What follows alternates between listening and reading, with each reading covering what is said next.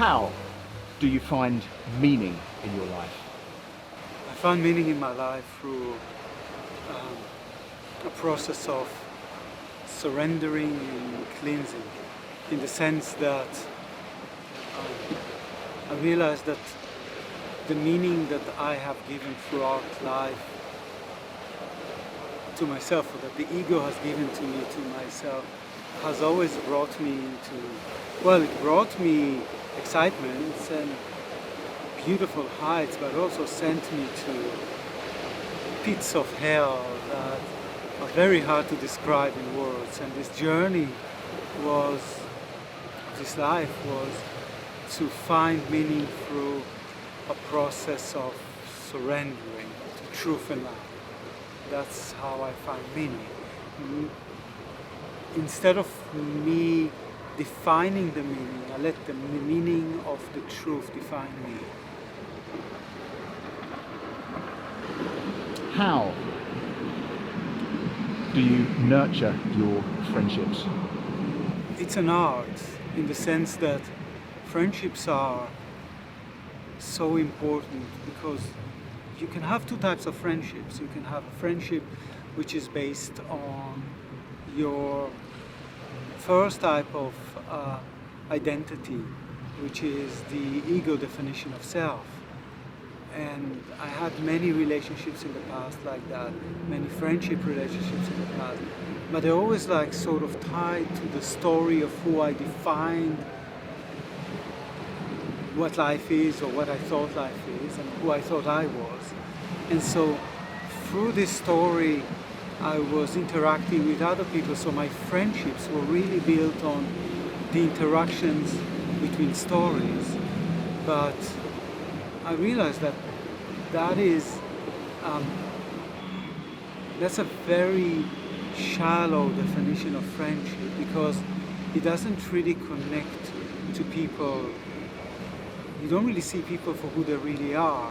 You see them through the prism of your story, and that ends up usually with senses of betrayal. So betrayal in friendship is a result of the ego holding on to the story, and the other person, you holding on to your story, the other person holding on to their story. And now I try to establish my friendships through the other definition of self, which is my true self. And through this journey of the confidence in my true self, the friendships are much stronger, the relationships are much deeper, and they could be painful because the other people tell you the truth and you tell them the truth as much as you can see it. And sometimes it's very painful. But I prefer that on this other alternative of trying to hold on to whatever I thought was the truth and interacting with people through that. So friendships are deep. Friendships that are coming from the heart rather than the mind are the ones that stays with you, that enrich you, that establish, that are based on foundations that cannot be shattered by your story, by events. Friendships in the now. How do you handle loss? In the past, my journey in life has been, there was so much loss. I mean, the first loss experience that was really strong for me was when I lost my cousin. He became schizophrenic when I was 17, and he was the closest family member that I had, and I admired him. And that loss really has shaken me. Then there was this loss of my son, who died at the 8th month, a second child from my first marriage, who died at the 8th month of pregnancy. And I can tell you that broke me completely. I got an autoimmune disease as a result of that. I got something called IgA nephropathy. My kidneys will just stop functioning. And then I had my daughter who was born, and within 24 hours, I was told that something is wrong with her. They don't know what it is, and I had a vision that I saw that she's going to die, and I had to sit there and watch her die in front of my eyes. And the loss of the health of my son after vaccination, my third child from my first marriage, Raphael, the loss of the marriage. I had no idea how to handle loss. Loss was devastating. Every time I was trying to run away from loss, and every time I tried to run away from it, it just hit me stronger and stronger every time. And I was hard. And so the journey of the lesson that I learned, what life has brought me into, is I had to experience losing everything. First, in 2014, when I went through this really weird situation in which I was typing something on Facebook, and then I had a message coming through me, which I never had a voice speaking to me in my life, which led me to quit my job and experience a death experience. That was the first loss. I felt for the first time disconnected from my story. That was the loss of believing that I am my story. But that was just the first phase. Then came the marriage that I had, and then I lost my health again. And this time was something called fibromyalgia, which I struggled with, and I tried to handle it with everything. I tried self-medicating with cannabis. I tried jams. I tried to use escapism and addictions to some way in order to handle that loss, and that didn't work. And only when I lost everything that I truly loved in my life, my son, who was born in February 2020, the woman that was his mother, which was my wife, left me, took away my son. I lost my son, my wife, my home, my health, my work. I lost everything. And so I tried to resolve it. I tried to use my mind. I go like, whatever I need to do, I will do. And my ego was trying, and for 6 weeks I tried. And then I gave up. The ego gave up. And I heard myself, I was in the Dominican Republic, and I heard my ego saying, I'm sorry, please forgive me, God, guide me. And that was the beginning of the journey of learning how to embrace any loss, because the loss is just, the loss is painful. In life, pain is inevitable, but suffering is optional. So the pain of the loss is one thing, but the suffering that it ignites inside of us, I learned that the only way for me not to experience that is by being in the now. And I can only be in the now by surrendering to truth with love. And so my journey of learning how to learn to handle loss is through being in the now, embracing the truth with love, even though it's much easier to try to run away from it. But it's just like when you try to run away from the truth, it's like you're trying to borrow from the devil. You're gonna get some short excitements or some short healing that seems like a healing, but it's not really a healing. It's a painkiller. The root cause of the loss is undeniable.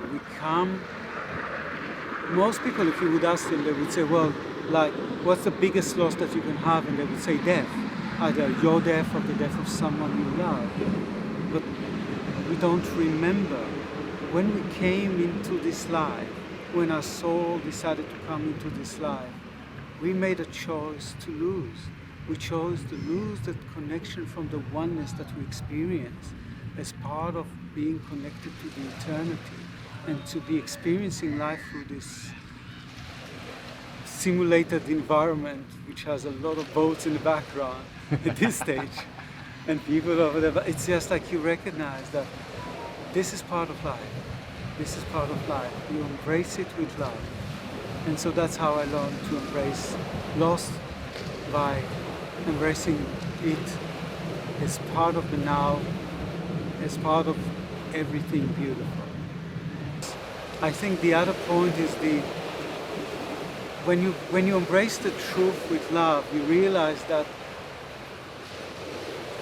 your bodily experiences are very much a result of impacts, the way that you perceive your being. And as you know very well, I looked a lot at my biochemistry, at the impact of the stress that I experience in my life on my body. I experienced stress from a very young age. I once was in Israel at a visit, and my mom said to Alona, to my ex-wife, she said to her, when Ehden was young, he was all the time he was crying, and his older sister, which was 1 year older than him, said like, "Why are you crying, Ehden?"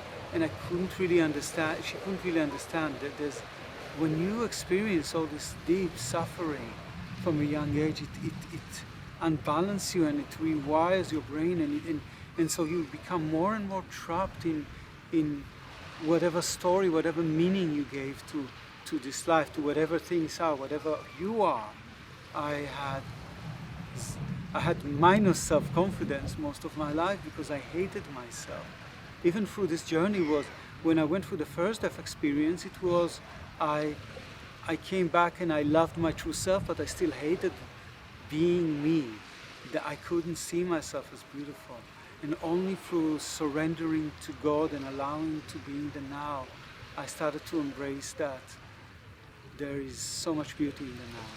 And that beauty shines through us, through all of us, when we shed our story. And supplements really help me. They do. When I forget to take them, I can see my ego creeping back on me slowly but surely, and you sort of like you lose your at some point, if you don't take care of yourself, you recognize that, oops, I'm trapped again in the story. So if I'm trapped again in the story, I have a reminder: I suffer. The minute that I sense any sense of suffering, as I said, in life, pain is inevitable, suffering is optional. I want to say one last thing.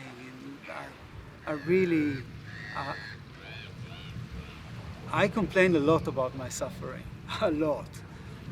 And one of the things that I realize is that people who complain about their suffering are like astronauts who sit in the spaceship and complain about the rocket fuel. It's that thing that allows you that gives this energy to allow you to escape the gravity of your story. Or it can explode and drag you into a hell that you didn't even know that could be existing, much worse than you ever had. So life is a blessing, and I am the love that is in it. How do you handle conflict? Two types of conflicts. There's a conflict which is outside, which is the normal way of seeing conflicts. Most of us consider conflicts only from outside. Really depends on my biochemistry, and so if I am balanced, I see the conflict. When I enter a conflict, because life, when there's a pain, sometimes you need to be in a.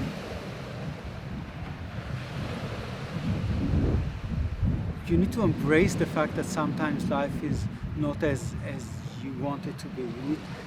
It's not you need, but you embrace the fact that life is not as you. Sometimes conflicts are required, meaning if somebody is trying to harm you, for example, your role is to protect yourself because you love your bodily experience and you're here to serve the soul, and the soul has chosen this body, and so you do that. If somebody tries to abuse you, you try to protect yourself. That's one type of that type of abuse and conflict.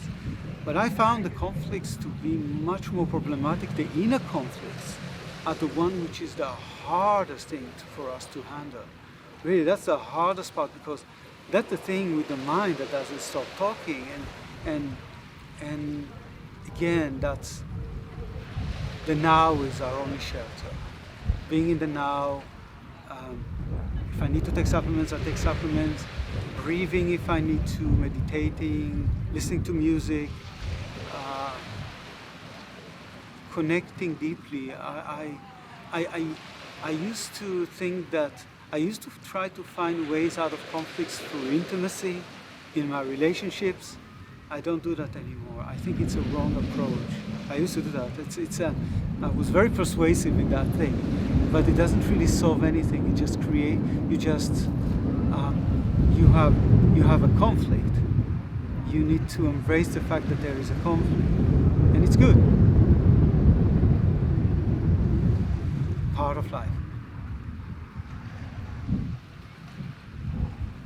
We're a little bit Windy. We're a little bit windy here. Windy. But Windy Miller. How do you fall in love with life? Why do you need to fall in love when you can surrender to it so beautifully? I used to fall in. Most of my falling in love was falling in love in my falling or holding on to love while writing my story. That's falling in love. But there's another way. Just surrender to love. And then in that case, every day is a beautiful opportunity to be in love. There's only now, and there's only truth in the now, and there's only love in the now. So, if you are in your story, you cannot really. In your story you need to fall into love, but you are falling into the illusion of love. Love is, you don't fall in love. Love's flow through you and sends you to dimensions that you never imagined are there. It lifts you up. It sends you to beyond your wildest dreams. So that's how I see love. No need to fall. I can attest to having witnessed on many, many occasions during many, many jam sessions, looking over at you with your shaker or beating the bass drum, and just the radiance of joy and love that flows through you is, my friend, something that I'm going to miss as we are about to lose you to Russia, at least for several years. Da. Good luck, my friend. Ehden, thank you for sharing your life lessons. Da, thank you for inviting me and asking me to give my life lessons, to share them. I love you.